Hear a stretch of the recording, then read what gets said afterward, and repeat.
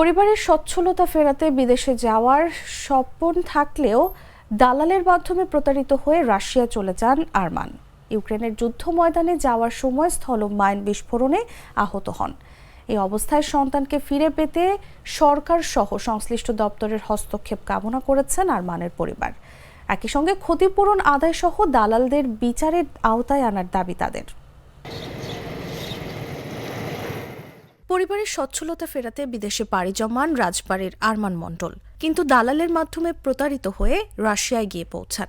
এমন অবস্থায় আরমানের পরিবার সহ স্বজনরা দ্রুত তাকে দেশে ফিরিয়ে আনতে সরকার সহ সংশ্লিষ্ট দপ্তরের হস্তক্ষেপ কামনা এবং ক্ষতিপূরণ আদায় সহ দালালদের বিচারের আওতায় আনার দাবি জানিয়েছেন।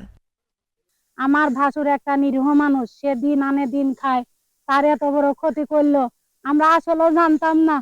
আর প্রথমে সৌদি আরব নেছে, সৌদি আরব থেকে ওকে রাশিয়া নেওয়া হয়েছে, ও এখন মৃত্যুর সাথে পাঞ্জা লড়তেছে। আমি আমার এই 22 সহ আরো যে 9 জন লোক আছে সবারই দেশে ফিরে নিয়ে আসার জন্য বিশেষভাবে অনুরোধ করি এই সরকারের কাছে। আহত আরমান রাজবাড়ির কালুখালী উপজেলার মাঝবাড়ি ইউনিয়নের কুষ্টিয়াডাঙ্গি গ্রামের কৃষক আকরাম মণ্ডলের ছেলে। পরিবারের 3 ভাই বোনের মধ্যে সবার বড় তিনি। আমার বাবার স্বপ্ন তো আমরা চাইছিলাম, আল্লাহ তুমি আমার মনের ফিরিয়ে দাও। আল্লাহ আমি সরকারের জন্য আবেদন করছি, আল্লাহ তুমি আমার মনের। কালুখালী উপজেলা নির্বাহী কর্মকর্তা মহু আফরোজ বলেন, বিষয়টি জেনে প্রবাসী কল্যাণ মন্ত্রণালয়ের সংশ্লিষ্ট দপ্তরকে জানানো হয়েছে এবং তাকে উদ্ধারের চেষ্টা চলছে।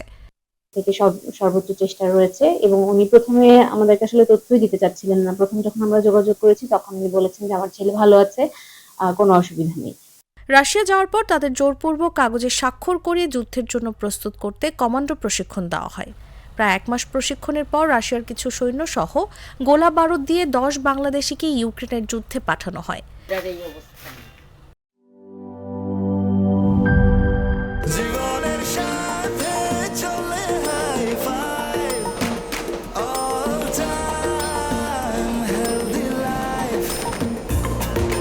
জার্নিতে স্বাস্থ্যকর all time family cake, all time healthy life.